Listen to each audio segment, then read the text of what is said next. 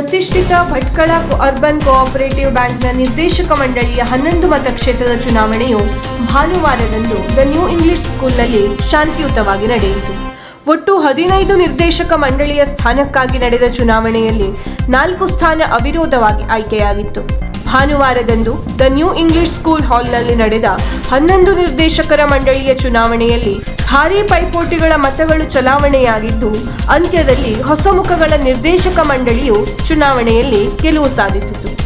ಉತ್ತರ ಕನ್ನಡ ಸಾಮಾನ್ಯ ಕ್ಷೇತ್ರದಿಂದ ಶ್ರೀಕಾಂತ್ ನಾರಾಯಣ್ ನಾಯ್ಕ್, ಪದ್ಮನಾಭ ರಾಮಕೃಷ್ಣ ಪೈ, ಅಬ್ದುಲ್ ಖಾಲಿಕ್ ಅಬ್ದುಲ್ ಹಾದಿ ಸೌದಾಗರ್, ವಸಂತ್ ತಿಮ್ಮೈ ದೇವಾಡಿಗ, ಶ್ರೀಧರ ಭೈರಪ್ಪ ನಾಯ್ಕ್, ರಮೇಶ್ ಶುಕ್ರ ನಾಯ್ಕ್, ರಾಮ ತಿಮ್ಮಣ್ಣ ನಾಯ್ಕ್, ಉಡುಪಿ ಜಿಲ್ಲೆ ಸಾಮಾನ್ಯ ಕ್ಷೇತ್ರದಿಂದ ತುಳಸಿದಾಸ್ ಮಾಸ್ತಿ ಮೊಗೇರ್ ಮತ್ತು ಮೀಸಲಾತಿ ಹಿಂದುಳಿದ ವರ್ಗ ಬ ಕ್ಷೇತ್ರದಿಂದ ಮನ್ಯುಯಲ್ ಎಂ ಲೀಮಾ, ಮೀಸಲಾತಿ ಪರಿಶಿಷ್ಟ ಜಾತಿ ಕ್ಷೇತ್ರದಿಂದ ಗಣಪತಿ ಗೋಯ್ದಾ ಮೊಗೇರ, ಪರಿಶಿಷ್ಟ ಕ್ಷೇತ್ರದಿಂದ ಸಂತೋಷ್ ನಾಗಯ್ಯಗೊಂಡ ಜಯಶಾಲಿಯಾಗಿ ನಿರ್ದೇಶಕರಾಗಿ ಆಯ್ಕೆಗೊಂಡಿದ್ದಾರೆ.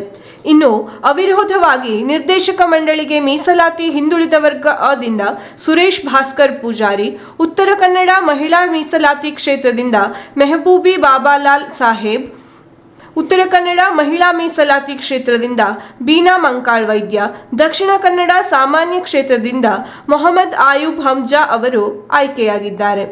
ವೀಕ್ಷಕ ಮಹಾಪ್ರಭುಗಳೇ, ನಮ್ಮ ಚಾನಲ್ ಅನ್ನು ಸಬ್ಸ್ಕ್ರೈಬ್ ಮಾಡಿ, ಶೇರ್ ಮಾಡಿ, ಪ್ರೋತ್ಸಾಹಿಸಿ.